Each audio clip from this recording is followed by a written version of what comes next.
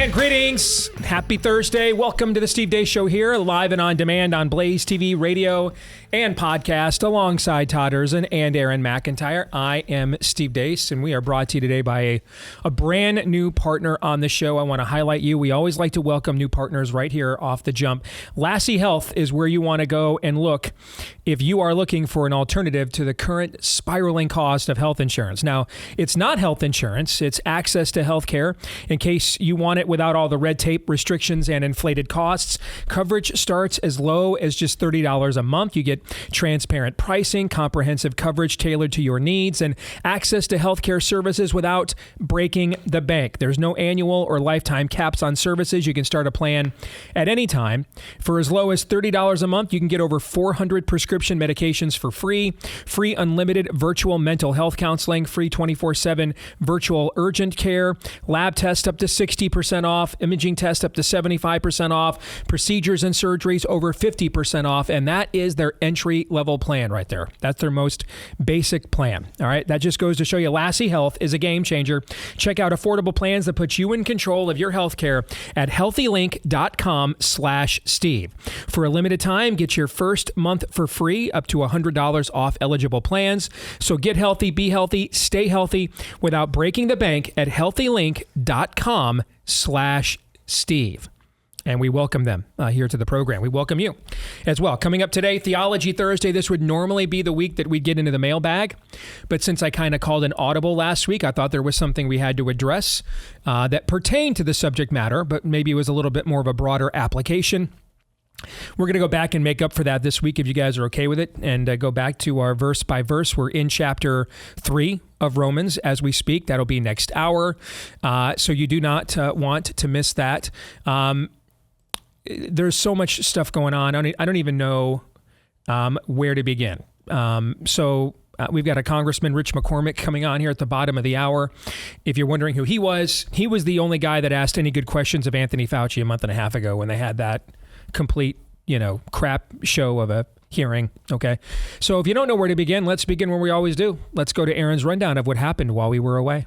What happened while we were away, brought to you by Biden Speaks, but he didn't say much. My leadership in the world, my vision for America's future, all merited a second term. But nothing can come in the way of saving our democracy. That includes personal ambition.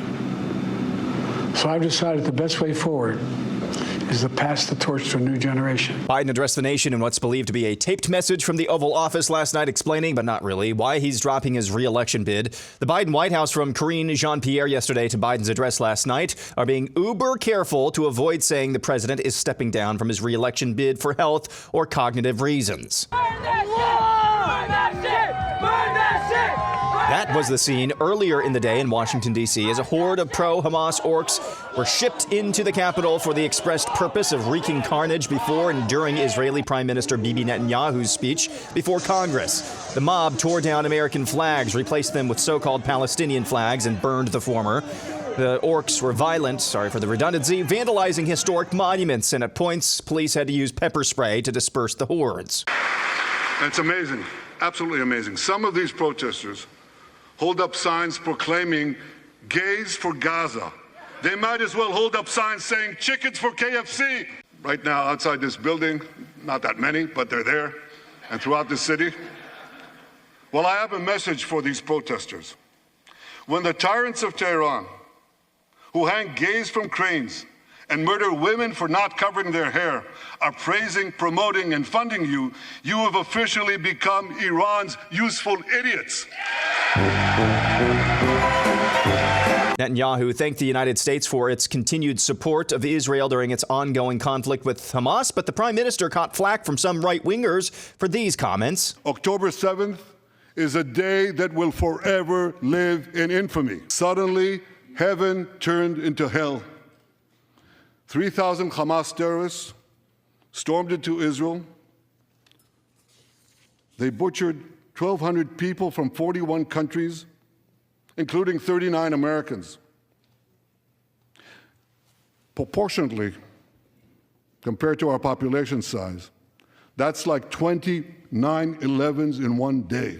Moving on, the New York Post yesterday, citing a Biden family source, reported that former President Barack Obama was livid, not that Joe Biden dropped his re-election bid, but that he turned around and endorsed Kamala Harris for president. The source told the New York Post Obama believes Harris can't win, and that's why he hasn't endorsed Harris yet. This morning, multiple outlets are now reporting Obama is indeed set to endorse the vice president. FBI Director Chris Wray testified in front of a House committee yesterday and dropped some interesting nuggets about would-be Trump assassin Thomas Matthew Crooks, including this one.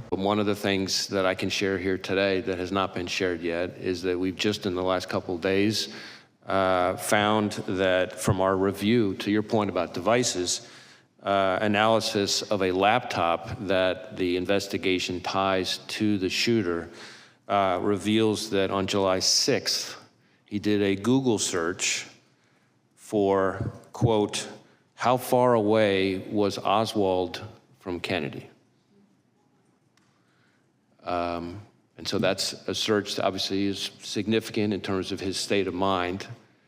That is the same day that it appears that he registered for the Butler rally. And finally, this. I used to believe everything I'd see on the news, but that's before I discovered a brain.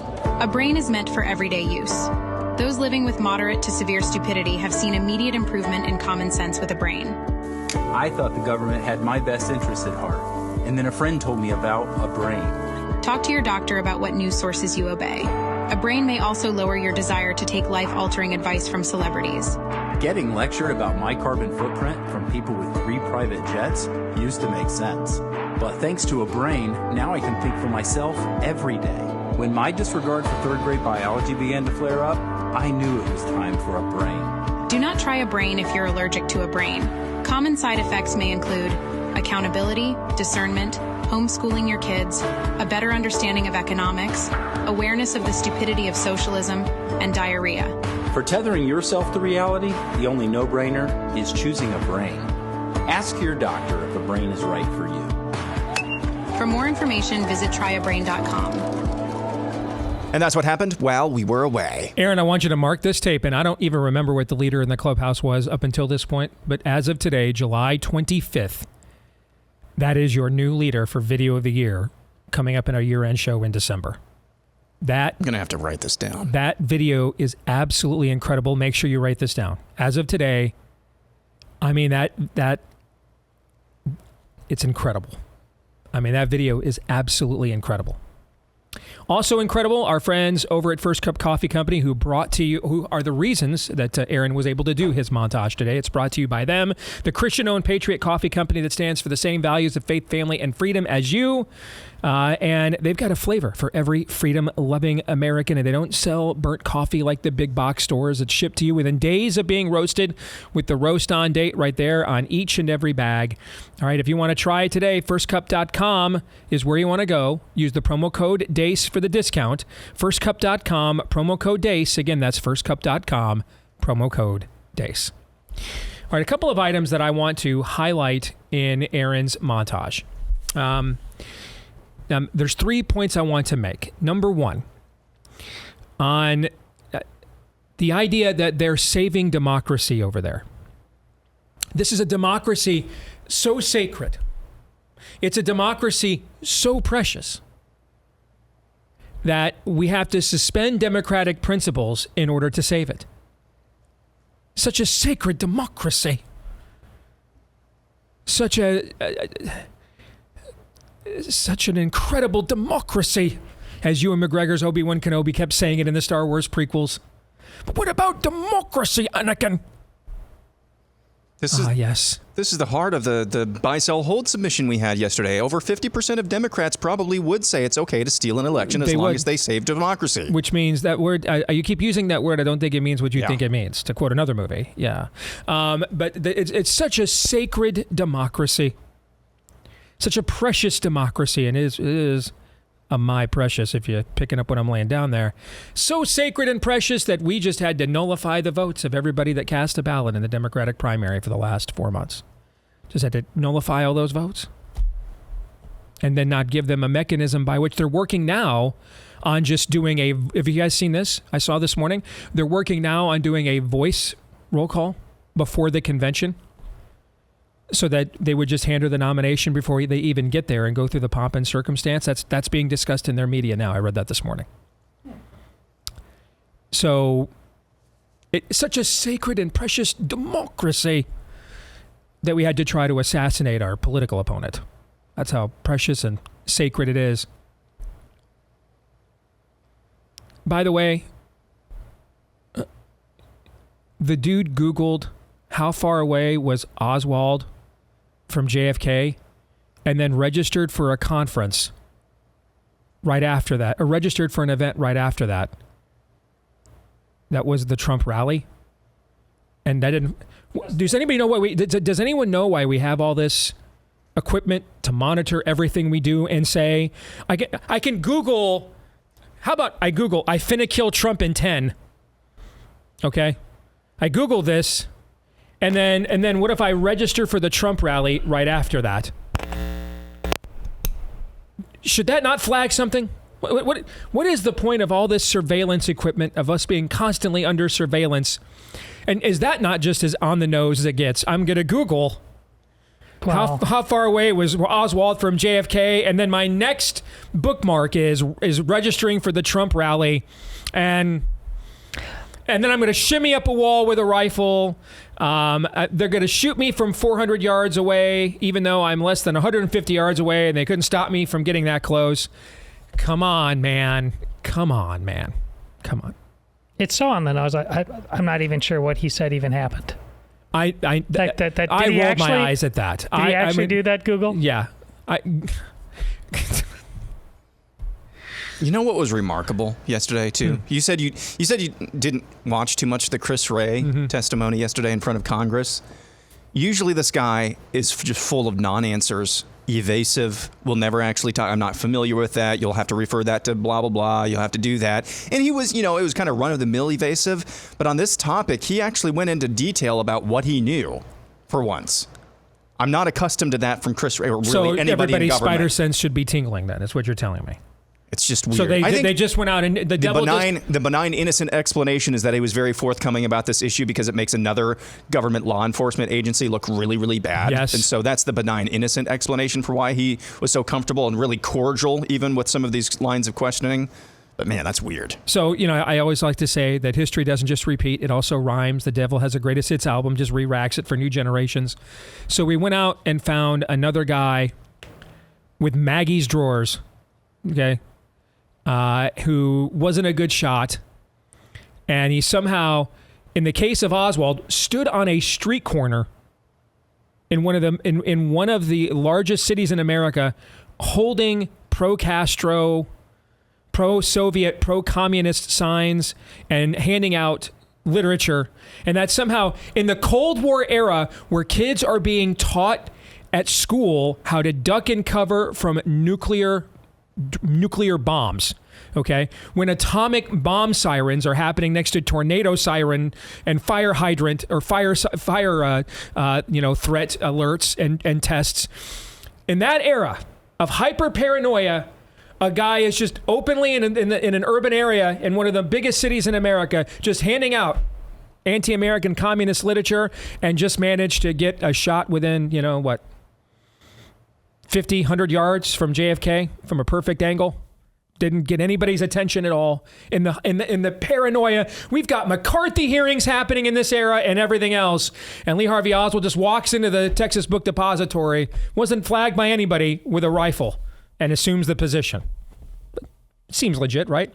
In this era of mass surveillance, dude logs on Google. How far away was Oswald from Trump? Jot that down. Next, okay, register for Trump rally. Didn't flag anything. Nothing. How many times has Tim Pool said he's been swatted? Yeah. How many times? How many times did Bannon say he was swatted? So these guys can get swatted, but a dude can go online, Google. We only know because of what this is the director of the FBI. Well, he Googled how far away was Oswald from Trump, and then right after that, registered for the Trump rally. That did, if the surveillance state is not going to flag that, then I think once and for all, the argument that we have to be willing to subject ourselves to these un-American civil rights, civil liberties abuses in order to catch the bad guys out there. I think once and for all, that argument's been defeated. Fair? I think that one's done. We're done here with that one. This is like the instant replay argument. We have to get it right, but we never do. Yes. I mean, I that blows my mind. That they're busy. In their defense, they're busy hunting down moms for liberty and Catholics, Steve. And there's grandmothers, that are praying in front of abortion Yes. clinics that must go to prison. Yes, I understand that. Okay. That whole everything you just said now. Is that the most surreal bit you've ever done on this entire show? I did not actually plan to do that. It just kind of evolved as I was only going to do 2 points. The 2 points I told you after the montage I wanted to address right before we went back to us.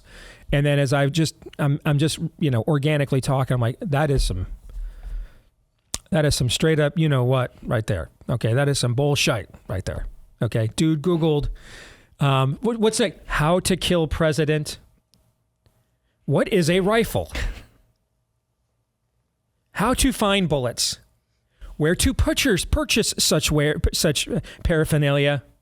How far away was Oswald? Can the NSA and then I registered for Trump. Come on, man. Come on. Okay. And then I wander around with the drone. And then my screen name is I finna kill Trump at 69me.com. No, really. I mean, this is just it's surreal, man. It's absolutely surreal. It's just, I feel like, I told you guys this the other day off the air. It feels like since July 13th, we are back in what life was like from March 16th, 2020 on. Like, is no one else like reading these studies? Is no one else looking at this data? Is no one else like, you just have to scroll past the headline. The headline, if you actually scroll to the third paragraph, how many times do we do that? Guys, if you scroll to the third paragraph of the story, you'll see it totally contradicts what's in the headline. Does nobody else, are we weirdos? Is no one else doing this? Right? Didn't we have those conversations a lot during the early days of all of this? 4 years ago, it feels like that again. I want to set the record straight on something historically that I think is very important for Christians, particularly. And since it deals with what has been really an inflection point of American foreign policy for going on 70 years, really, this is also true of every single one of us. Okay? There's this, and there's good reason for this. There is a fairly significant movement within the Christian church that has used theological basis for why we have to be staunch advocates of Israel. Okay? And if you go back and listen to a lot of our shows in the past, we've gone into a lot of these variations and discussed these things on Theology Thursdays, or what's the difference between dispensational and covenantal theology. And I'll be happy to do all that stuff again because I'm a theo nerd and I love those conversations, but they're really, really not relevant here. And so what you're seeing now is a group of people who are within Christianity who have the more historical Christian view of Israel and the church, which is called covenantal theology. Okay, that's its basis. They have a more historical view of this more than the more recent, and when I say recent, I'm not talking like last week, okay? But dispensational theology is about 200 years old, a little less, okay, as we know it now. And so that's the theology that and eschatology that the vast majority of you as Christians have been taught. And if you're a non-Christian that you have heard, you've kind of picked up, with phrases like rapture and things of that nature, and that have kind of gotten into the gen pop from pop culture and the Left Behind books, which are, I think, the most successful series of Christian fiction ever written. Okay. I don't even think we have to, what I'm about to do does not even require us to wade back into that debate, which I'm happy to do again in the future. I'm sure we will. We've done it before. I'm happy to do that. But really, we just have to look at history. The first war that this country ever fought, formally, was against what were called the Barbary Coast Pirates. Who were they? Muslims. They were Muslims. And this is where the Marines were founded, from the halls of Montezuma to the shores of Tripoli. You ever wonder what's that a reference to? What I'm about to tell you. That's what it's a reference to. And when they were confronted, I think it was actually by Thomas Jefferson as an ambassador confronted them. I think it was at the time. I could be wrong about that part. But when they were confronted by whomever was serving as was one of our ambassadors at that time and asked, dude, we literally just got out of a revolution, man. We don't even know. We barely know which way is up as a country. What are you doing here? Like we're no threat to you guys. Why are you doing this? They were literally told, Muhammad told us to do this to people like you. That's literally what our ambassador was told. Or Muhammad, as it would have been spelled back in those days. Okay, Muhammad told us to do this to kufr, unbelievers, infidels like you. These were acts of terrorism, basically kidnapping soldiers, seamen, shipmen, holding them for ransom, murdering them. That was the first official war this country ever fought. In the late 18th century, where was the nation of Israel in the late 18th century, guys? Nowhere is the answer. Did not exist. In fact, the nation of Israel would not exist until May 15th, would not exist again until May 15th, 1948. So we're almost 200 years after this war with the Barbary Coast pirates. So what did our obsession and close alliance with the nation of Israel, the Zionist state, what did that do to provoke the Barbary Coast pirate Islamo-fascist from attacking us? What did it do, guys? Nothing. Absolutely nothing. We were seen as an advent and an emerging power of the Christian West, and our love for Jesus made him hate us all by itself. But long before anybody knew what a United Nations was, anyone even considered regrouping and reforming the nation of Israel. Wasn't even a gleam in the globalist eye. Okay? Let's go back even further. The Holy Roman Empire, why was it formed? What were the Crusades about? Islamic conquerors. It was a response to them. Islam came after Christianity. Attacked the West, attacked Europe, took over the Holy Land, and was literally within city blocks of Paris before finally the church united with the military powers of Europe at the time. This is where you get to people like Charlemagne and people like that, okay? And did so in order to stop the Islamic conquest of the nascent emergence of what would later become known as Western civilization. I have that history correct? Yeah. In those eras, so we're talking 7th, 8th, 9th century now. In that era, where was the nation of Israel in that era? Hadn't existed for hundreds of years. It ended in between 70 and 110 AD with not one but two Roman oppressive put-downs of the nation of Israel, ending the country. Hadn't existed since the first century. So we're over half a millennia away. So there's no Zionist movement. There's no globalist Zionist conspiracy that the U.S. is aligned with that caused the Islamo-fascists to come after us at this point in time. They just did it organically all on their own, correct? Yes. Correct. So my point being, how much has the nation of Israel's existence needed to matter to get Islam to attack Christendom? How much? None. None is the answer. Absolutely none. Because they see the two of us basically as one. We're the people of the book. We are co-kufar. We are co-infidels. We have hijacked their Abrahamic religion. They are the one true way. The covenant went through Ishmael and not Isaac, as both Christians and Jews believe. We are similarly afflicted. Our beliefs about one another as Christians and Jews are immaterial, irrelevant to Islam. Irrelevant. And they have proven this for literally hundreds of years on the battlefield. They have proven this. They do not need a Zionist presence in Israel to come after Christendom. And they have done it multiple times and hundreds upon hundreds of years before anyone knew or remembered what a Zionist was. So no, our alliance with Israel is not causing an uptick in Islamic radicalism. Islam. Islam is causing an uptick in Islamic radicalism, and it has since Muhammad came out of the cave. Islam is a religion founded by a guy who died fighting wars for the last 20 years of his life. Literal wars.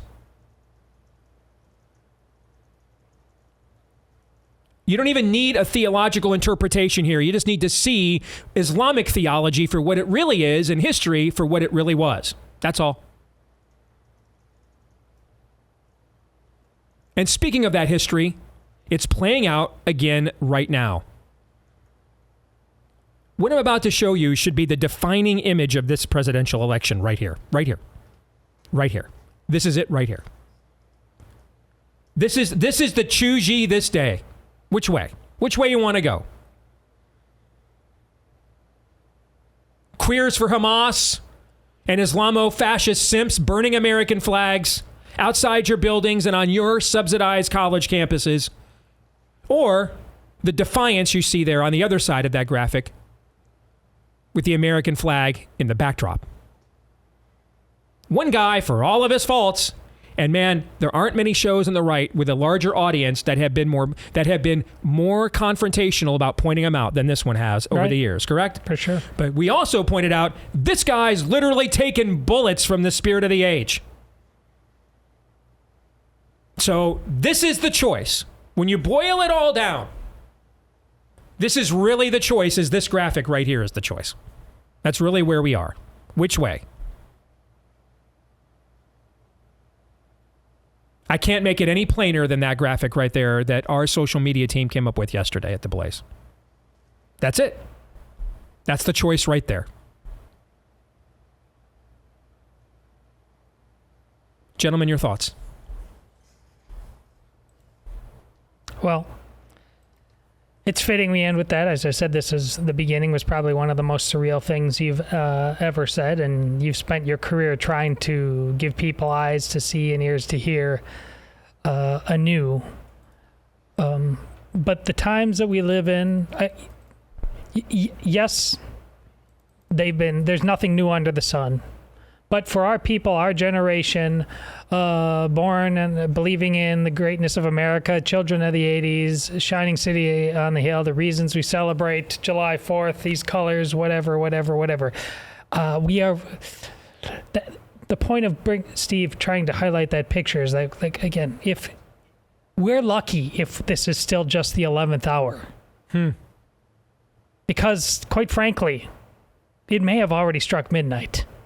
So take the chance that it ain't quite midnight yet, and then you must adjust your lives accordingly and get uncomfortable. That's just how it is.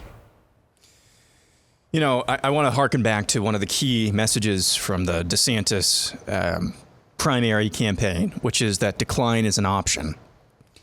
You know, he always said that in the context of national decline, but it's always an option. Decline is always an option in your homes, in your life, in your churches, in your communities. It's always a choice that you make, but you don't have to make the choice. You don't have to make the choice to decline. You can choose another way. And again, this might not be the vessel. This might not be the vessel to fix all of our issues. In fact, I'm quite sure it's not. But at the end of the day, you can be the vessel in your neck of the woods. You could. Decline is always a choice. We might not have as much time as Todd was alluding to just then. We might not have as much time as we once did, but we still have a choice. So I know what decision I'm making. I know what decision these two are making. I know what a decision a lot of you have made as well, personally. Does this country have it within itself to make the right choice? We're going to find out. Amen. More in a moment.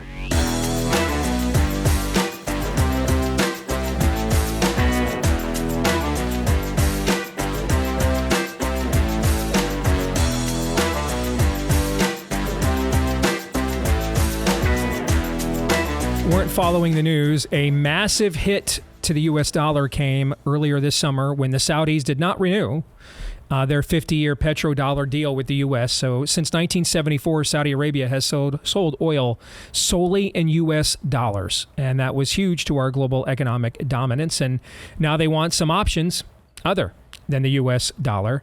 So if there's less of a demand for the dollar, what happens to the dollar? And that's just one reason why more and more Americans are turning to gold, and you want to turn to our friends at Birch Gold Group for that. For over 20 years, they've helped tens of thousands of Americans protect their savings by converting an IRA or 401k into an IRA into physical gold. You can learn more by texting the word Steve to 998989898. They made it even simpler than it used to be. Text Steve to 989898 and claim your free, no-obligation info kit on gold. That's Steve to the number 989898. Birch Gold has the trust of so many people. Thousands of happy customers, countless 5-star reviews. Protect your savings with gold before the dollar plunges any further. Text Steve to 989898 today.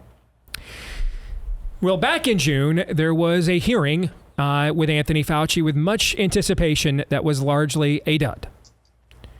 And I was so frustrated, as maybe the only human being on planet Earth. There might be somebody else. I'm not aware of whom it is. But I think I'm the only human being on planet Earth that has written 2 certified best-selling books about the COVID era and Anthony Fauci. And I was just beside myself at the fawning and the shallowness of the questions being queried by that little fiend. And then there was like this little ray of light. And I was like, okay, that's better. Who's that? Well, he joins us now.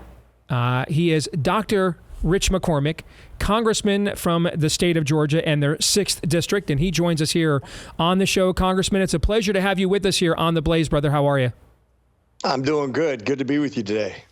And I want to double back to that hearing with Fauci if we could in a few minutes, but I would be remiss if I did not lead off with the address yesterday by Benjamin Netanyahu there in the Congress, and the reaction that he got, the protest outside, several leading figures in the other party, which frankly has dominated the Jewish vote for about 60 years in America, and yet they just could not be bothered with hearing what the leader of Israel had to say. And I just want to get your overall first-person account of what Bibi said and what it was like there inside the chamber.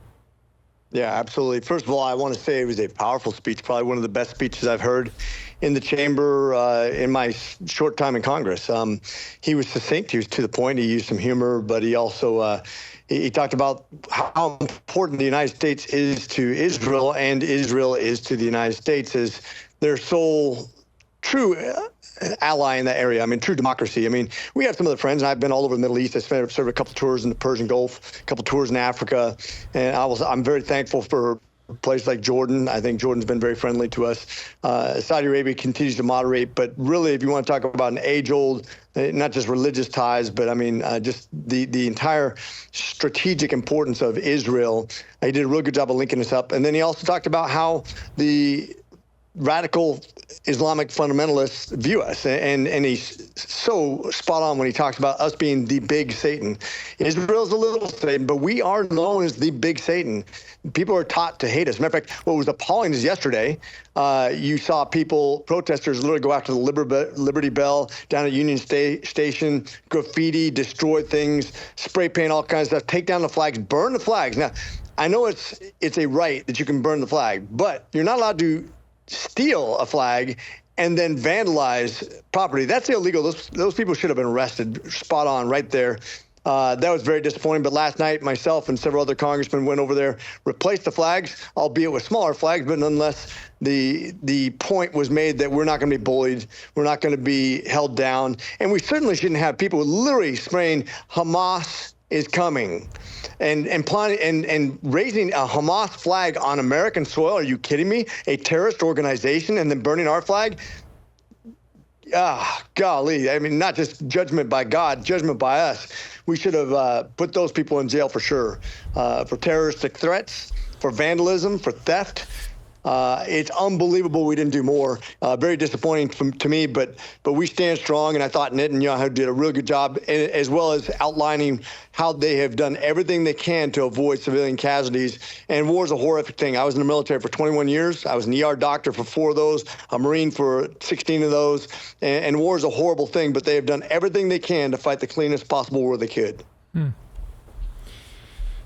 When the other side was making their machinations to get rid of Joe Biden to try to avoid a 1980, 1932 level 30-state plus loss, we had expressed on our show some concern that they might land on somebody like Pennsylvania Governor Josh Shapiro. We saw the way that, for example, the way that he had performed in light of the attempted assassination on President Trump. He clearly has some skill as a politician, for sure. And we had expressed some concern that they might go to him, and he might be way more difficult to beat. And several Jewish friends of mine in our industry and movement said, oh, that's never going to happen. I mean, there's no way the Democrats could nominate an actual Jew. And then the very next day, I watched John King. I saw a clip of John King on CNN just say out loud, Congressman, just say out loud on air. Now, it's technically national television because it's CNN. Most people didn't see it. Okay. But he just said out loud over the air, like this is just okay to say now, oh, he's too Jewish. He could never be the Democratic nominee. That would cause problems with the Democratic Party. What has transpired over there that the party that has been the home for the vast majority of the Jewish vote, both you and I's combined lifetimes, basically, now suddenly has an anti-Semitic wing that it has to actually cater to, acknowledge, to the point that, potentially, I hope not, but potentially the next president of the United States, Kamala Harris, just couldn't even be bothered to meet with Bibi Netanyahu while he was here. What's happening with your colleagues on the other side of that chamber right now? Well, first of all, realize how radical a thought that is. There's never been a time in American history, and we had some really anti-Semitic thoughts in the past. We've had blatant anti-Semitism and blatant discrimination against minorities in the past. But I've never seen anything like this in my lifetime towards Jews. I mean, where you have thousands, tens of thousands of people sometimes massing, talking about annihilating a nation, annihilating a people, talking about Hamas, a charter organization that talks about eliminating Israel, eliminating Jews, about genocide as part of their charter. That is what people are literally chanting out here. Nothing like that has ever happened in my lifetime or in the history of the United States that I ever know. There's been racism, there's been but never at this level during my lifetime have I seen anything like this. Kamala basically ignores such an important speech for a sorority speech. Are you kidding me? That the Democrats not sure, over. Aaron, let's try to reconnect with him. That connection's getting spotty. Give me a thumbs up when you've got him back. Okay. But Todd, I think I want to re-stress that point that I just made. I mean, the Democratic Party has received an overwhelming percentage of the Jewish vote, and that's not a large percentage of Americans. I want to say it's something like 2 or 3%, but it is still a percentage of Americans that have also been, in many cases, some of their biggest financial benefactors as a party over the years. And in response to that, for them to essentially just acknowledge now that anti-Semites are a wing of their base that has to be appealed to, has to be genuflected to, has to be recognized, has to be granted some standing and some level of accommodation. I just find that absolutely extraordinary. Yeah, I mean, you know how it's often said, you can't be a Christian and pro-choice. Well, any honest Jew should be asking right now, can you possibly be Jewish and be a Democrat? Do you remember just the context? I can't remember what it was a couple weeks ago when you were talking about early on in your career and how you were talking about Yom Kippur, and some local Des Moines Jewish leaders wanted to have a conversation with you about just that, which was pretty much a innocent misunderstanding. Where are the conversations right now about this? Because all that money you're talking about and loyalty in terms of votes, Really, it should be of an existential nature. Why are you even considering to be a Democrat if you're a Jew? How large must this segment of their own base be? And how much has it seeped in to the belief system of their own side that you are willing to risk a constituency like this? Do you see what I'm saying? I mean, like, I think that should be an indicator of one of two things. Either there's an extreme amount of belief in anti-Semitism over there, even amongst their leaders, or it's gained enough of a foothold that they have to cater to it in some respect in order to keep their own elective coalition together. We have Congressman McCormick back. I think so. All right. Mark, are you there? Can you hear me better this time? It's Rich. I'm sorry, Rich, are you there? Can you hear me better this time? Apparently not. No. Okay. We'll have to see if we can reschedule him now. It's just too late in the hour. But let me go back and reset what I just said again. What does it say that this has gained, this ideology has gained such a foothold within their party that they would risk reassembling their own coalition in order to acknowledge it and to fet it? I think that says something extraordinary. I think it's the most important thing it says is there's one side that can be controlled, is willing to pull its punches, that basically they'll say to them, where else are you going to go? Mm-hmm. Because the other side out there, it has no problem burning down Washington, D.C. as we speak and raising the flag and taunting whoever the hell it wants to with no repercussions. So I think that's the bed they're sleeping in, and we should that's not even just a left side thing. Look at all the people on the right that are similarly manipulated by Republicans. Where else are you going to go? What else are you going to do? And we compromise and we compromise and we compromise, and now here we all live. I'm looking right now at a chart of the Jewish vote in America historically. Let's start. I think we don't go any further back than say 1980, because then you're dealing pre-1980. You're dealing with the pre-realignment of the inclusion of the religious right. That was the last major realignment we had in American politics. Okay, but if you're curious, in 1976, for example, Jimmy Carter got 71% of the Jewish vote in America. 71% of it in 1976. Okay. But so in 1980, Democrats won it by 6. In 1984, Walter Mondale won it by 26 points, while Ronald Reagan was, mounting the biggest historical rout in the history of the Electoral College. Something we'll likely never ever see again.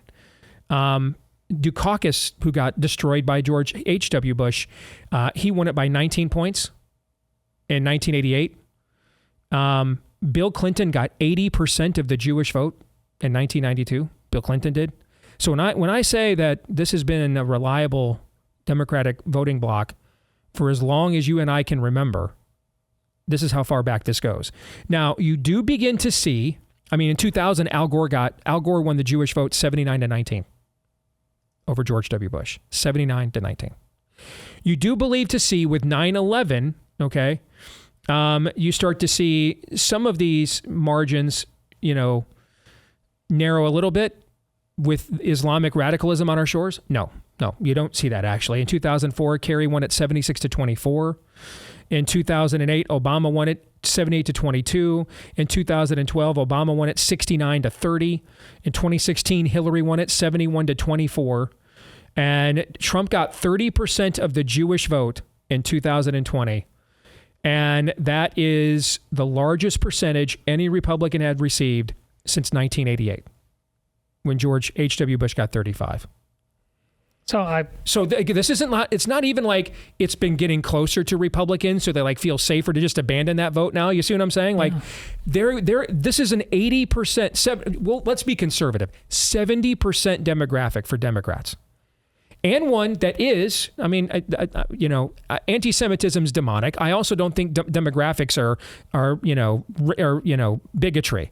Let's face it, in terms of who can afford to give money to the Democratic Party, by and large, their Jewish base can afford to give a lot more money than their Black or Hispanic base. That's just the demographics of the country. Fair? Yeah. Okay. All right. So on top of the fact this is a loyal voting bloc, minimum 70%. and is also a very lucrative one at the same time. It's not like they've been flirting with Republicans and so like, okay, if that's how you're going to play this, then we'll just go ahead and... No, they just have just literally went Vader, I'm altering the deal, pray I don't alter it any further, and just pulled the rug out from right underneath their own coalition. What does it say about how much anti-Semitism has seeped into the highest levels of the Democratic Party that they risk doing this with a 70% minimum block of votes and one that can disproportionately stroke a lot of big checks at the same time? It says I was right. I didn't know you were going to read that off before I said what I was just got done saying. But you've proven over time you are more than willing to be taken for granted. This faith is 5,000 years old, Steve. And it's clear based on what you just said that they more readily identify with being a Democrat than being a Jew. That's more powerful to them. Because if it was really more about being a Jew, to quote Sam Kinison, you'd move where the food is. Especially post 9/11. Yes, but you don't. Yeah. And the reward that they have received from the Democratic Party for more aligning with them along the lines of what you're talking about. And what you've said is nothing different than what I've heard from our friends like Josh Hammer and Daniel Horowitz for many, many years. The reward that our Jewish friends have received from the Democratic Party for showing that level of fidelity is the highest ranking leaders, the most vocal faces of the party, are just openly genuflecting and pandering to anti-Semitism now. Just out in the open. I mean, did you see when Bibi walked by Chuck Schumer yesterday on the floor? Did you see that clip? I did not, no. It was just a very terse, Schumer barely even acknowledged him. Walked right by him, barely even acknowledged him. Highest ranking Jewish official in American government. Correct. Charles Schumer. Yep. And for what? Gays for Palestine. What's the worst allegation here? That let's just let's not even agree to the integrity of it. The worst allegation here is that since the worst terrorist attack so far this entire century, okay, including 9/11, Bibi is right in what he said in that clip. If you do the demographics of it, in terms of how many Jews were killed, did you have a problem with that? I don't understand how anyone could have a problem with that. I don't. It's just simple demographics. Given the size of their population, the amount of people killed, it is like multiple 9/11s happened to them in one day. But the worst sin you could possibly say they're guilty of is that they've been too brutal in responding to the most brutal terrorist attack of this century. That's like the worst possible allegation that would have any credibility at all. You went too far to go after the people that killed all these Jews, and that's why he's getting the cold shoulder from Chuck Schumer. Wow. Theology Thursday is next.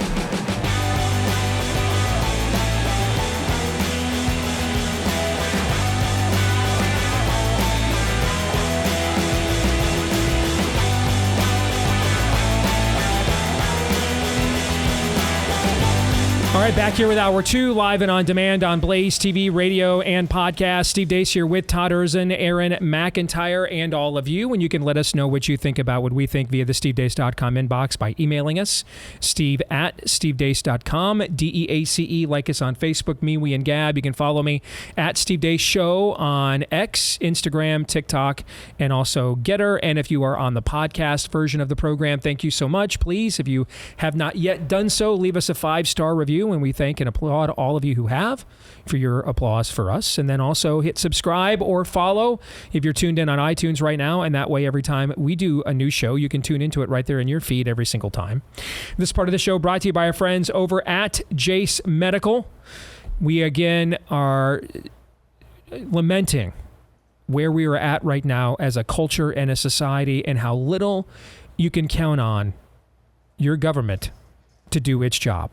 We were discussing at the top of the hour, last hour, so the beginning of the show, the FBI director is saying that Crookman went online, Googled how far away was Oswald from JFK, and then right after that went and registered for the Trump rally.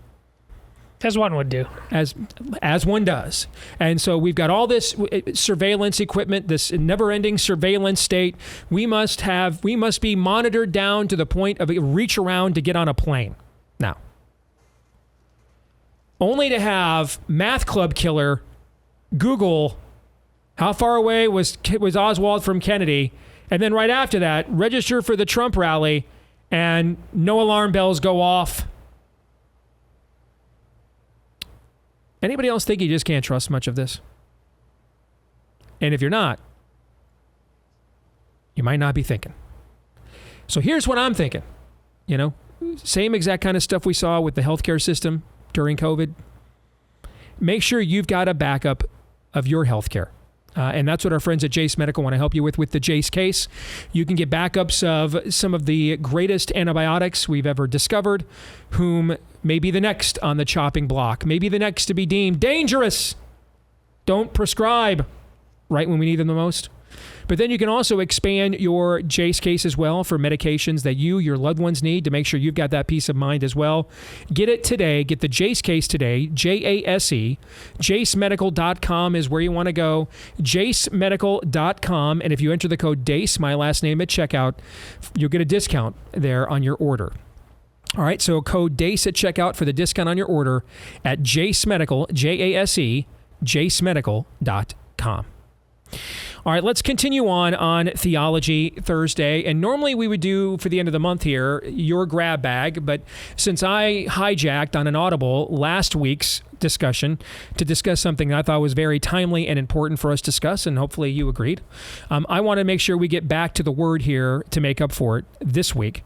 And we left off with Romans chapter 3, verse 9. And so this entire chapter has been about the standard of God's righteousness, how it's been upheld among Jew and Gentile alike, that God is no respecter of persons, okay? And so what would that mean, for example? If in particular, what would that mean if you're Jewish? This idea that you are not in requirement for absolution of your sins through Christ because of your religious system is not true. And that those religious systems were basically a foreshadowing of what Christ would ultimately do at the cross. And for the Gentile, it means, as what Paul would say at another aspect of his ministry in the book of Acts, when he goes and speaks at the Areopagus, and some of you know this as Mars Hill. And he says, essentially, for a time, God let you pagan fools, you Gentile uncircumcised fools, for a time, he lets you get away, okay, with not knowing whom the one true God is, and his only living and sharper than a double-edged sword word, right? For a time, he let that happen. That time is now at an end. Okay, that time is over. Okay, and so you guys need to recognize, if you didn't already, that there's no other way, okay, to God, the one true God, other than through his son, Jesus Christ, right? That's kind of where we left off here. It is. As we head to verse 9. All right. Yes. So let's do verses 9 through 18 together, if you guys are okay with this. Yeah, I think that's a must. So Paul, writing in chapter 3, starting in verse 9 in Romans, says, "What then are we Jews?" And remember, do not forget Paul is a Jew. "Are we Jews any better off? No, not at all. For we have already charged that all, both Jews and Greeks," and so Jew or Gentile. And remember, in the Jewish vernacular, the world is divided into two kinds of people, Jews and Gentiles. So when Paul says both Jew and Gentile, what does he mean? The entire world, everybody. That's what he means, okay? "Both Jews and Greeks are under sin, as it is written." And he's quoting, I think, here from Psalm 53, I think, is what he's quoting from here. Well, it's an amalgamation of different ones. Yeah. Okay, all right. "None is righteous, no, not one. No one understands. No one seeks for God." The word none and no one in Hebrew and Greek means what? None. None. That means none. No one in the original Hebrew or Greek means no one. It means absolutely no one. No one seeks after God. Abram did not walk out of his father's idol-making store and say, "I looked up in the sky and pondered, whom is this unknown God of gods, the God who's one and above all gods, and I shall call on him of my own free will and ponder if such a being..." No, God actually had to take the initiative and go to Abram because he was a sinner. So he wasn't seeking after God. No one is righteous. Not one. No one understands. No one seeks after God. All have turned aside. Together they have become worthless. No one does good, not even one. Their throat is an open grave. They use their tongues to deceive. The venom of asps or snakes is under their lips. Their mouth is full of curses and bitterness. Their feet are swift to shed blood, and their paths are ruin and misery. And the way of peace they have not yet known. There is no fear of God before their eyes. All right. Who wants to begin this week? I do, because I'm pretty sure, and that was my instinct, and the way you highlighted rhetorically, this might be the most controversial Scott Hahn assessment of what we just read, and particularly in light of a lot of the stuff that's online these days between Catholics and Protestants. Paul quotes from several Psalms that actually distinguish those who are righteous in Israel from those who are wicked. No doubt these references support Paul's contention that sin has established a beachhead in Israel, but that is not the same thing as saying that every member of the covenant people is a godless rebel, down to the last woman or man. How then can Paul deny the possibility of even a single Jew being righteous when he draws from Psalms that affirm the distinction between righteous and unrighteous Jews in no uncertain terms? Again, his argument works as a collective indictment, which you led off pointing out that we just got done doing, Steve, as a collective indictment of Israel, viewed as a nation alongside other sinful nations, but not as a distributive indictment of every single Jew considered individually. And then this is important. He goes on, Paul submits the chain of biblical passages from the Psalms as evidence of what the law says. The statement is curious since none of the citations is taken from the Torah specifically in the narrow sense of the 5 books of Moses. Paul is using a shorthand expression for the full collection of Israel's scriptures, which was sometimes identified in a broad sense as the law. See John 10:34, 15:25, 1 Corinthians 14:21. The indictment then being aimed at those under the law is directed at the covenant people whose faith and life are defined by the teachings of the Old Testament. Which you think is controversial. Why? Well, the way you highlighted it generally, and then what often is seen online these ways is a total depravity at the individual level, and we discussed, and I'm more interested now in the follow-up of you have to say in light of that. But clearly, I think there's many Protestants of an evangelical nature who would take exception to the fact that while the general may apply, Jews and Greeks, they would say, oh, you're darn right, he's talking about the specificity of every single soul. At least that's the impression that I'm getting. So I'm more interested in now just listening because, I find it fascinating. This has been edifying for me. The laying out of the Psalms, and within those Psalms saying yes, all the things that it just said. But if you go to the Psalms themselves, they'll also talk about the righteous, who they were, what they did. So I don't know. I want to see how you both reacted to that, and then where that goes from here. And the gentleman you're citing as your scriptural excerpts, because it doesn't strike me as Scott Hahn is saying anything without scriptural basis and solid exegetical footing, but I know he's saying that at least in some applications amongst evangelical Protestants, I know that they would consider them fighting words on some level. I have an obscure question to ask you. Yeah. Okay. I'm not sure if this is true or not, and so I'm genuinely curious when I ask this. Okay. But and it's been several years since I've researched a lot of this. But I as you were talking and clarifying what you think Scott Hahn means there, I was hearkening back to I've talked before I went through like an initial 3-year period after my conversion of just like hardcore read everything I can, research everything I can, watch everything I can, listen to everything I can, right? Okay, and try to learn where these historic differences and distinctions and arguments and debates come from, and their source materials and things of that nature. And if I'm clumsy on this, and there's anybody Catholic in the audience, forgive me. It's not an intent to. I'm genuinely pulling something out of the recesses of my memory that's not quite as photographic as prodigious at 51 as it was at 41. Okay.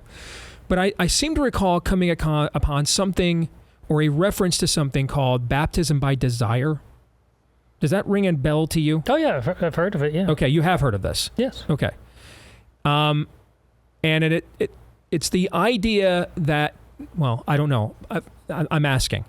Is it by desire, meaning that, does it mean that if I don't specifically recognize Christ as Lord, but I've lived some kind of a life that indicates, that aligns with his righteousness, that I'm at least indicating that I had a desire to be baptized and into his covenant by the way I lived, as opposed to what I actually claimed I believe? Is that kind of what that means, or does it mean something totally different? No, I mean, in the ballpark, and I'm not citing. Here's what I'm not citing official teaching here, but my recollection of all this is it's impugning. It's how God impugns grace to the world in ways beyond our Christian, almost like first world convention. It's like whether they don't have the part of the world that simply does not have access to, and or under dire, just because for any number of reasons, and or under dire circumstances, there's simply not the time to access actual formal baptism. That the grace of God, it's well. Here's something you always say. Could have God have done things this way? Yes, but he did things this way, and you often say God could do anything any way he wants to. Does God have norms throughout history that he works with? Yes. Does he also go outside of those norms? Yes. So I'm not claiming to give the formal encyclopedic, but you were in the ballpark of something that is more has been philosophized upon within the annals of Christendom, of course. I don't remember the exact quote, and I'm pulling this again out of my memory banks from, I think it was earlier this year. Was it this year or last year that one of our fellow believers in this industry claimed Ben Shapiro was a Christian on the basis of... Oh, yeah. Okay, that even though he denies that Jesus is his Messiah, the way that he lives is in alignment with with Christ's righteousness, and with that, was he citing that doctrine? No. Well, I don't know. You can't specifically deny Christ, and for assuming, for the sake of argument, that baptism of desire, as loosely as you and I have described it, is a thing. That can't happen while you're actively denying Christ. Okay. You cannot. And by the way, do you understand why I even brought any of this up? I'm trying to make sense of what he is. I mean, this is. I don't know. I'm trying to make sense of what Han is alluding to. Okay, because I don't have I don't agree with that interpretation of what these scriptures are saying at all, and so this is why I'm trying to figure out: are there fundamental differences in what Catholics and Protestants believe about what it means to be outside the state of grace, and how you can enter into that formally or informally. That's why I brought this up. I didn't have, hey, ask Todd about baptism by desire. When I was working out this morning, it wasn't on my list. It just popped into my head as I was listening to you share what Han had to say. So, okay. Anything else before we find out what Sproul thinks? No, I want to hear how both of you. All right, Aaron, go ahead. So I think maybe I'm trying to think of a practical example of what you two were just talking about. I think Sproul kind of addresses this Paul quotes kind of an amalgamation of Psalms and Isaiah in this passage. And in verse 12, there is none who does good, no, not one. So some argue it's one thing to say people are not righteous, but surely you're not going to say that no pagan ever does anything good. We have seen pagan soldiers lay down their lives for their brothers on the battlefield, and pagan mothers sacrificing themselves to save their children. Calvin calls this civic righteousness. And here's what he has to say. And maybe this addresses what Todd is talking about here. From our perspective, there are good deeds, but if we define goodness the way God does, the verdict comes a little differently. From a biblical standpoint, there are two aspects to a good deed. When God weighs our actions, he weighs whether they correspond outwardly to his law, outwardly. God requires honesty, and if we are honest, we do not cheat on our income taxes or steal. It's good that we do not steal. It's good that we do not cheat. So far, so good. We have that external conformity to the law of God. However, when God evaluates our behavior, not only does he judge the outward action, he also considers the work, the inward motivation. Therefore, for people to do good in God's sight, they not only have to do something that externally conforms to his law, but they also must be motivated in that action by a heart that is trying to please God, a heart that loves him completely with the whole mind, which Sproul then contends and gives reasons why there's no human who ever has been able to fully be inwardly motivated, whether in heart or whether in the knowledge of God, perfectly good, with perfect goodness. And that's what Sproul's contention is. I'm not sure if that relates to what Todd you kind of brought up there or not.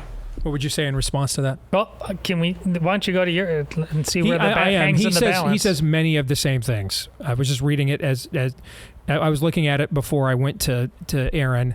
He says many of the same things, just quoting from the King James, because he's also preaching in the latter half of the 19th century. But Charles Spurgeon says many of the same things in terms of what this means and who it applies to.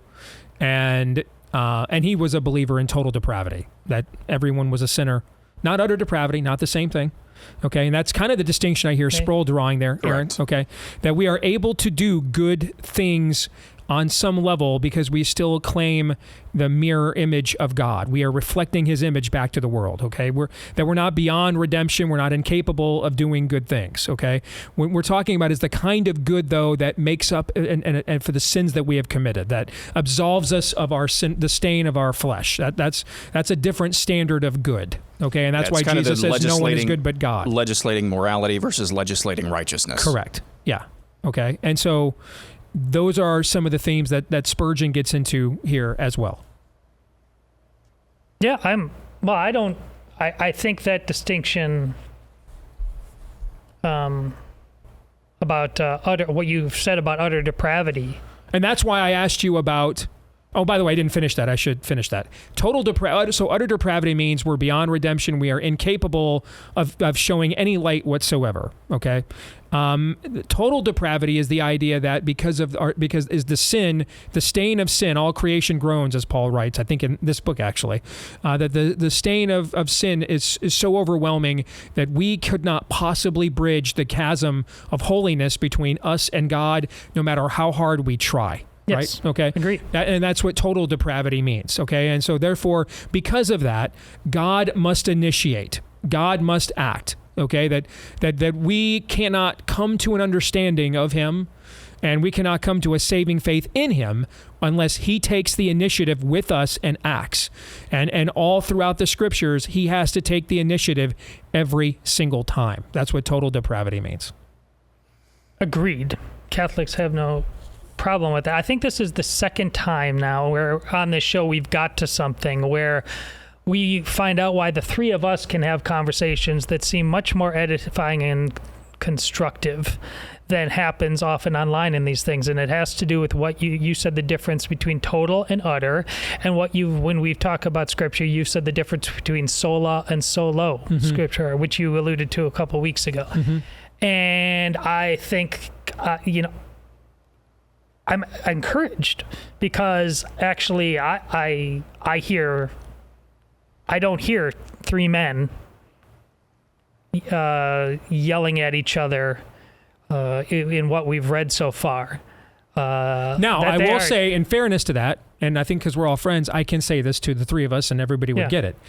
I do think that if we got into the argument that there's a level of righteousness that can be achieved that doesn't require us to acknowledge Christ, then I think we'd probably start yelling at each other. And that's why I asked you what baptism by desire meant, because I'm trying to figure out what Scott Hahn means, because I don't know. I don't really know what he is alluding to. Okay, and so that's why I asked about that. Was I'm trying to figure out, is there some kind of I'll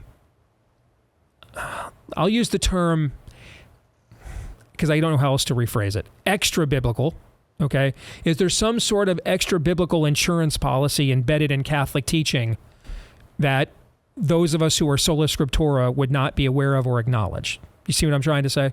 Okay. Yeah, but I don't think I didn't know where you were going to go with that, and I just was paying you the courtesy of. But I don't think Scott Hahn is talking about that at all. He mentions how do you account for the fact scripturally that the very Psalms that are being cited to say that there is no one righteous, not one, those exact same Psalms say that there are the righteous. Right. As could be made righteous at that time. Okay, small r, by their obedience, and even in their imperfection, but their obedience and acknowledgement to at least wanting to follow God's word and God's law as it was known at that time. That's what we would say, Aaron. Correct? That's what we would say. Yeah. Yes. All right, and that revelation is small p progressive. Okay, because Paul's going to allude many times in the New Testament. This mystery of connecting these dots and what did all these things mean? Okay, and now these mysteries are being revealed of what their answers were. Okay, that Christ is basically the Rosetta Stone, the key that unlocks these mysteries that Jews had pontificated on and written tomes about and rabbinic traditions about for centuries. That Christ is now going to clarify what these things mean. Okay, and what they meant in their entirety the entire time. That's what he's alluding to. And I think at the end of the day as well, we would respond. In Protestant land, we would respond to that. That at the end of the day, the righteousness that's discussed here, it doesn't come out of a human being's own volition. Mm-hmm. At the end of the day, even if they are counted righteous, it's not because of that. It might have been something that they did, but it was in spite of themselves, not because of themselves. That makes sense. Now, but Scott Hahn would agree with that. My point in bringing it up, these are clearly used on a regular basis. We would have had this conversation amongst the three of us, but neither one of you have ever pulled me aside and said, like I hear on a regular basis, Todd, I love you. You're really courageous. You saved me during COVID, but repent because you're going to hell because you're Catholic. I get that a lot. Mm-hmm. You guys have never done that. Because I don't think that's a biblical standard. If I did, I would say that. I think the biblical standard is by their fruits you will know them. But that's the way. If you don't have your fruit and your love for God's word, the life you have lived, the family that you have led, the courage you have shown, the humility before our Lord you have demonstrated. If those aren't fruits of salvation, then I honestly don't know what they are, and I need to reevaluate the entirety of my own understanding of the Word of God. And I'm right back with you. Now, did I say I agree with everything you think? We don't, but we're honest about all that, and everybody can say and see that every single day. Yet, and I think it has to do with the degree to which these scriptural passages are taken to so hollow out the very notion that we are created in the image and likeness of God. None of that means that, we've spent 3 chapters now, neither Jew nor Greek, all.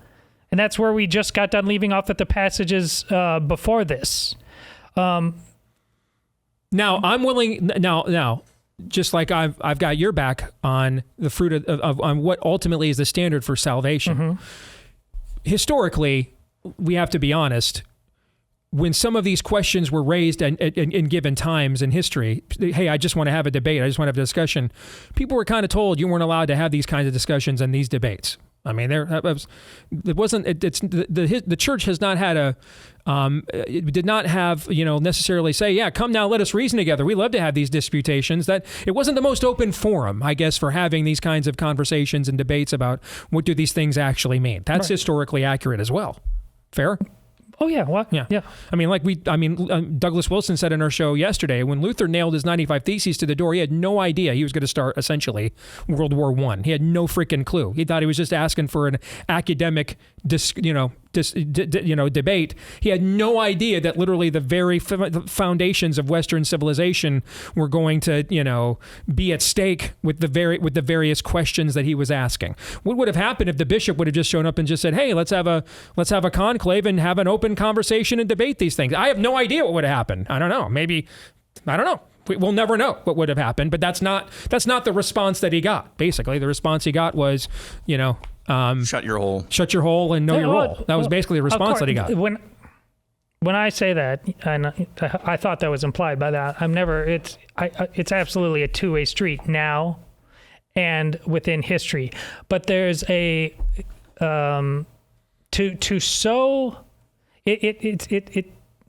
heresy of basically hollowing out our existence to such an extent that the creation itself, and Steve, this is a heresy that goes way, way back, that the creation itself is evil. Mm-hmm.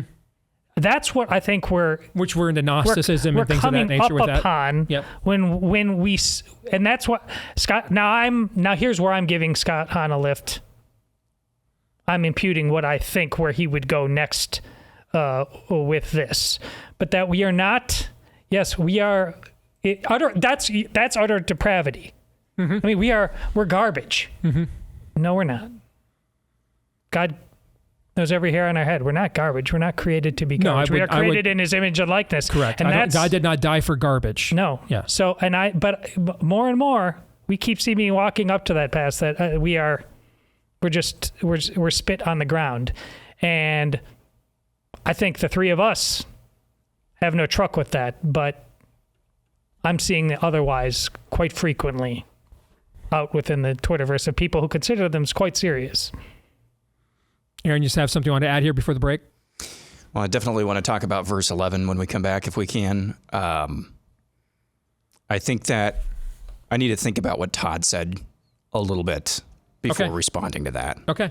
We'll do that, and we'll see if we get to verse 19 and the conclusion of this section, verses 19 or 20, when we return. Stay tuned.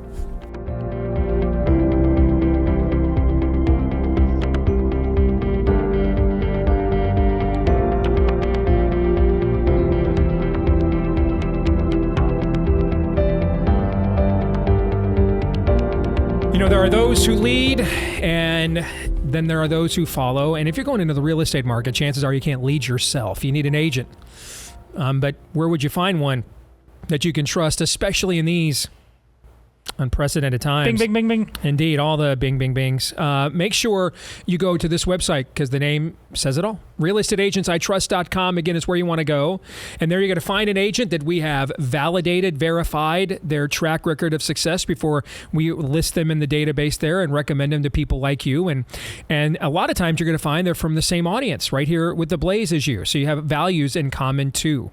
Okay, so that should just help bolster the idea this is someone that you can trust. So whether you want to go across town or you need to go across the country, in arguably the most difficult real estate market in American history, now is the time to make sure more than ever you've got an agent you can trust at realestateagentsitrust.com.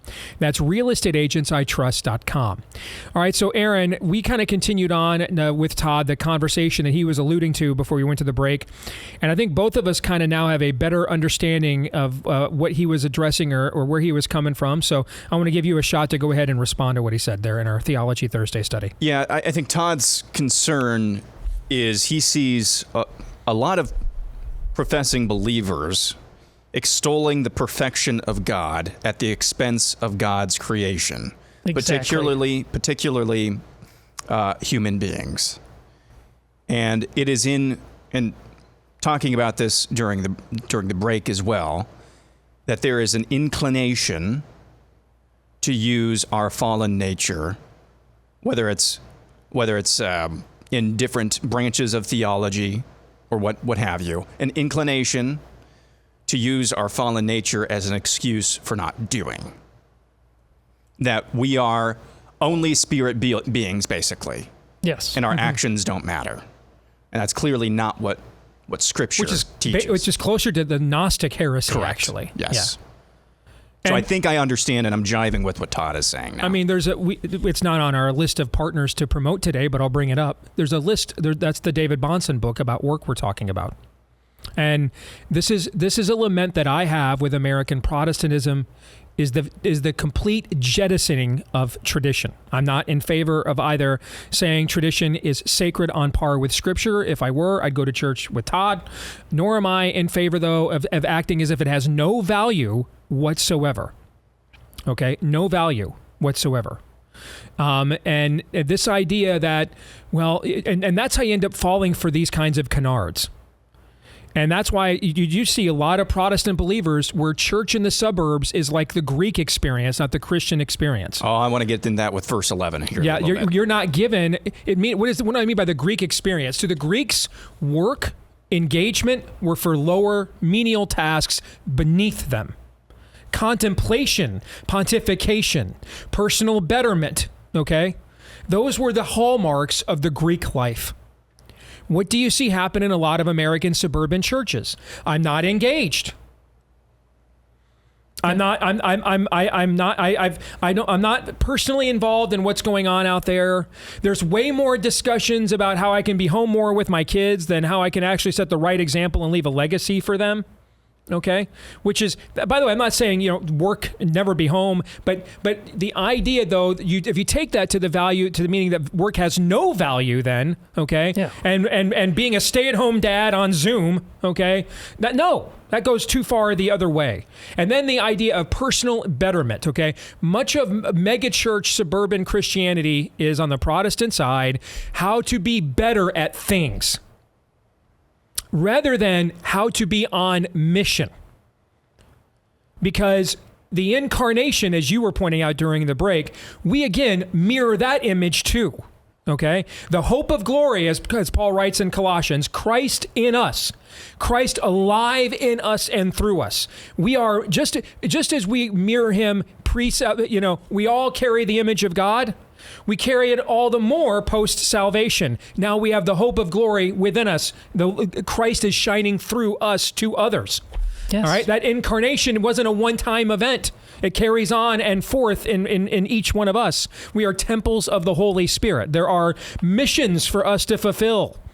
Okay, and for some people, there might be a contemplative mission. Some people are called to be great theologians and to ponder these deep questions and to come up with the context of the answers for our inquisitive minds and to give us the peace of God's plan when we don't understand everything. But that's not for everybody. One body, many parts. Yes. Yeah, and there's way too little actual take my faith out into the world and do something with it, as opposed to, well, God saved me to make for me. Is that kind of what you're alluding to? Because that is prevalent in Protestantism for sure. I appreciate the same Jesus who gave teachings. Oh, this is a hard teaching. Also washed feet, which were really, really disgusting. He got down into the nitty gritty. He did the work. He taught the things that needed to be taught. It was a both and in his ministry. And he knew he was going to suffer an incredibly bloody and painful, excruciating death on the cross as well. Amen. So we're talking about the Greek idea of engagements being beneath us, just contemplating forever, pontificating forever. That's the ideal life. And by the way, that's what's inhabited many of your modern universities. And it's not just that they're turning out people with un-American viewpoints. They don't even have an American work ethic. Like how do I do a job? How do I work? How do I apply for a job? How do I function? How do I take rejection? How do I ask a girl out? How am I married? I mean, we've got all kinds of people with all these degrees and they don't know how to function as a basic human because they've just been told and taught on top of just the rot gut that they're taught ideologically in terms of way of life, that endless adolescence is the ideal. A lack of taking on responsibility and calling is bad, or is good, I should say.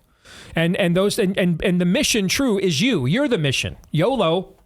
Yes. Thankfully, we've got a remnant of universities like Heritage that are still doing it the old-fashioned way. And that's why they're also one of the few universities in America celebrating not Independence Day, but Independence Day month. And throughout the month of July, if you want to get access to this outstanding video with a portrayal of Thomas Jefferson as he reflects on the meaning of the Declaration of Independence in a letter that he wrote late in his life, you can go watch this video right now at daceforhillsdale.com. That's FOR, daceforhillsdale.com. And they'll also give you a free commemorative copy of the Declaration of Independence. That's something I think that ought to be, frankly, in every American home. It's only the mission statement for the country that we live in that we're trying to save. Okay? daceforhillsdale.com is where you want to go to see the video and get your copy of the Declaration. daceforhillsdale.com. All right, Aaron, you want to zero in on verse 11. Go ahead. Yeah, so this is, there is none who seeks after God. No one in his natural condition seeks after God. Seeking after God is the business of the believer. The moment we become Christian is the moment when our quest for God begins. Prior to our conversion, we were fugitives from God. We fled from him.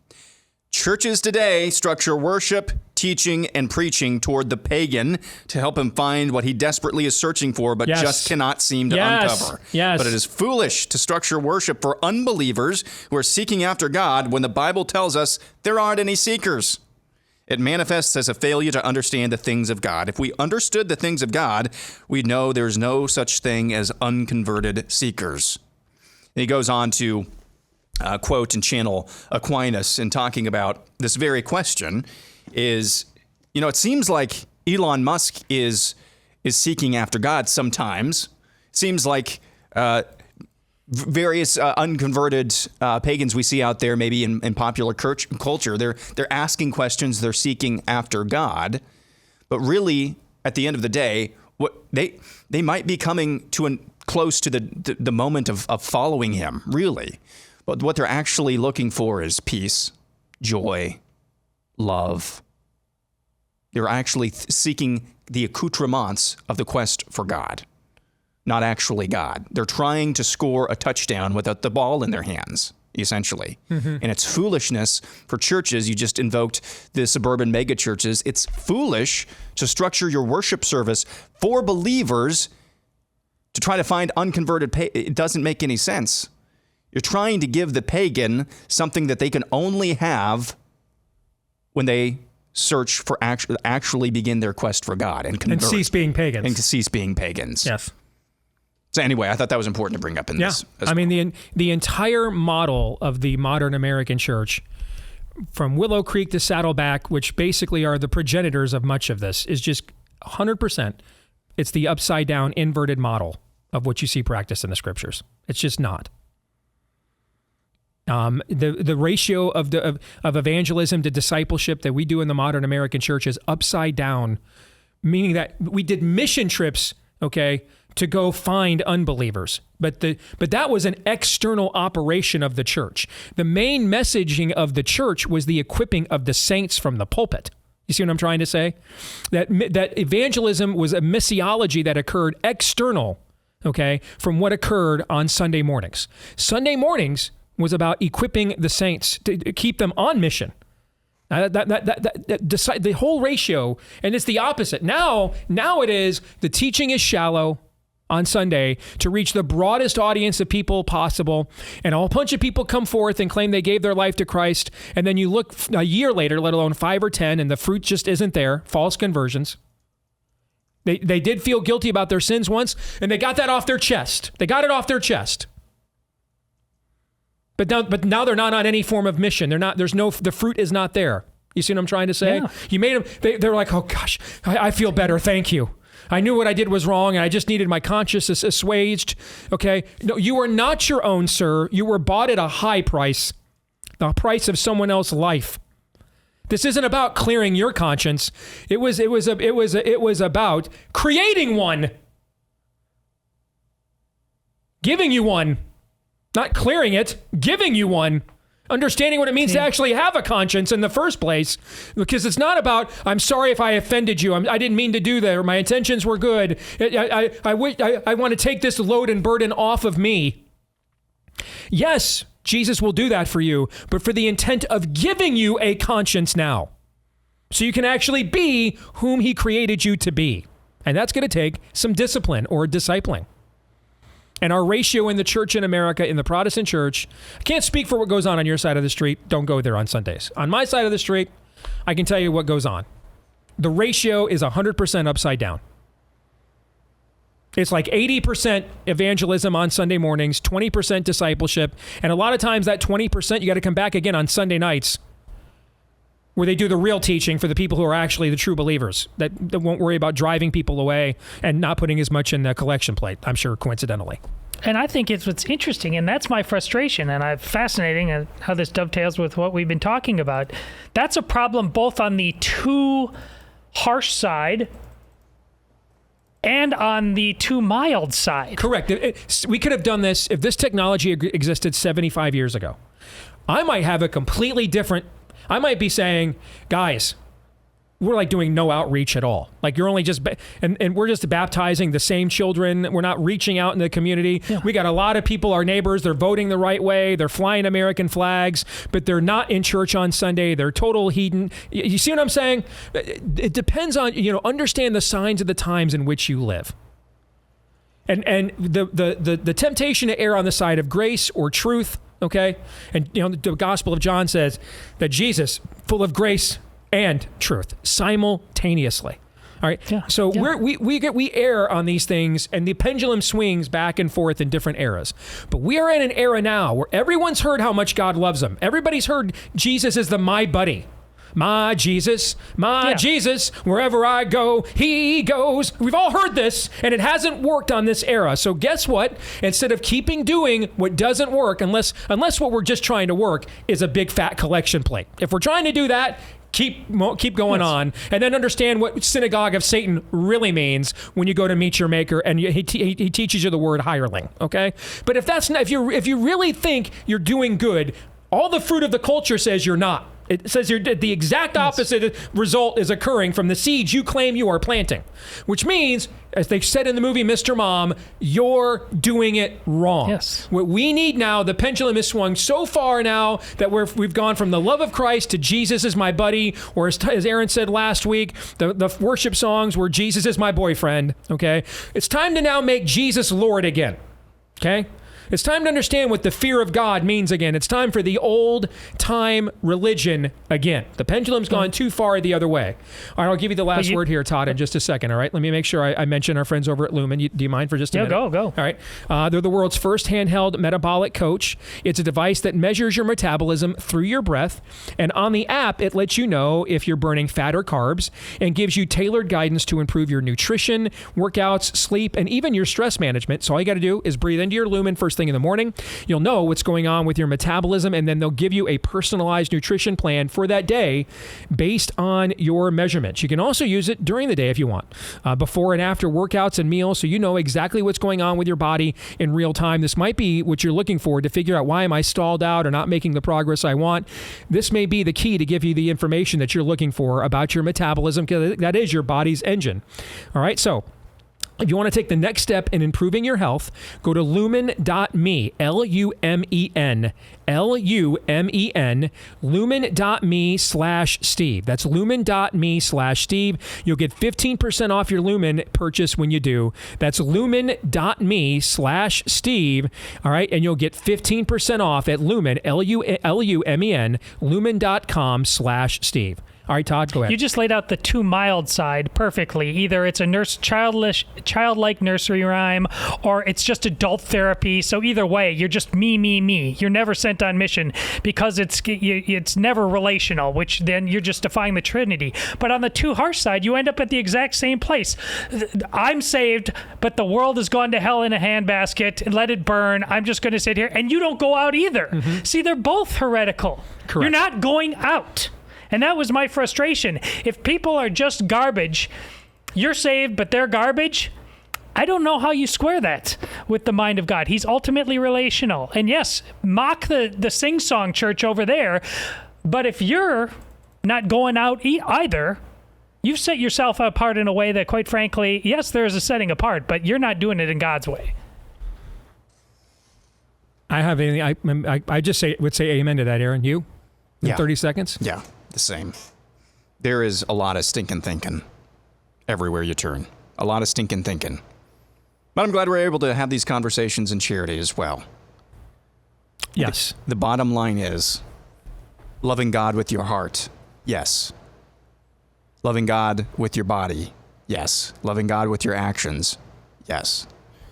If there's anything we see from Scripture is that when we're asked, is it either or, a lot of the times the answer is yes. Mm-hmm. And I think that's what a lot of people get wrong. Either on the action side, I wish that was the problem that we had more, or on the kind of the fake intellectual side where it's just, well, this is all just a spiritual battle. You know, this mortal coil is of no value. That's also an error as well, I'm convinced. Mm-hmm. We're going to stick around and do 3 questions for subscribers. For the rest of you, we'll see you tomorrow, noon to 2 Eastern, right after Glenn Beck, right here on The Blaze. Until then, Romans 8:28.